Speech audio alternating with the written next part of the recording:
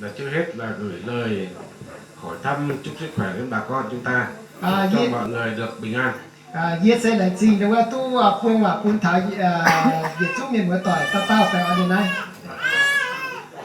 Và chúng tôi cũng đã được xem, được nghe là các cháu lên có những cái điệu nhảy để khai tâm mở lòng trước khi sinh hoạt, và có nghe các cái bài thánh ca mà đang dùng trong sinh hoạt hàng ngày.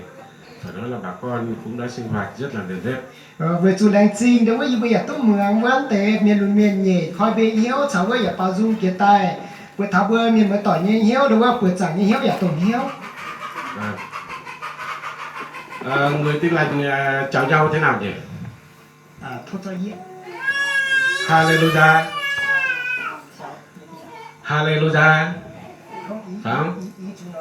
Tức là người ta chào nhau đấy. Chào nhau là thôi cho Yết. Chắc là biết. Tức là khi mà dịch sang tiếng Dao thì Hallelujah là kiểu là rất vui kiểu. nhớ rồi. Hallelujah. Hallelujah.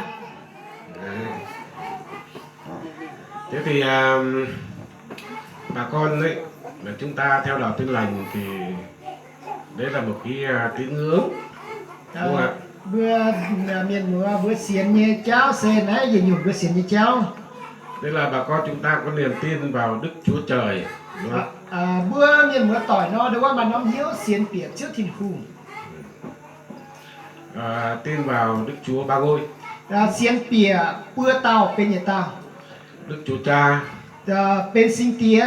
Chúa Con. Sinh Ton. Và các Chúa Thánh Thần. Cháu sinh linh. Đúng không ạ?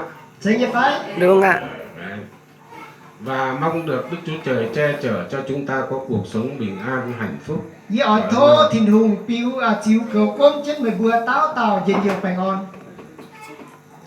Thế Đức Chúa Trời dạy thế nào nhỉ? 10 điều răn của Thiên Chúa đấy. Chiếc tiêu thiên hùng nghe lên là giáo nắng hải nó. 10 điều răn bà con thuộc hay không?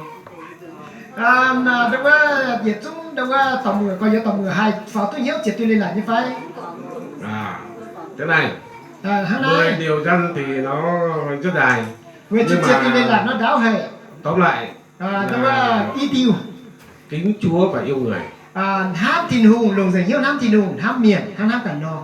Đúng không? Dành như phải. Kính Chúa phải yêu người chứ. Ham chiếu ham đâu có miền. Có ạ. Đúng là. Dành như phải. Coi bà con tín hữu là anh em. Đâu có màng đâu có coi yếu tầm 10 sẽ bên màng đâu có xiên như miền ham vui như coi yếu tầm 10 dành như phải. Và có sự thương yêu giúp đỡ lẫn nhau, đúng không? Đâu có mà làm thỉnh làm dành như phải. Có ạ. Đoàn kết, đúng không? Tổng hiếu dành như phải. Có ạ.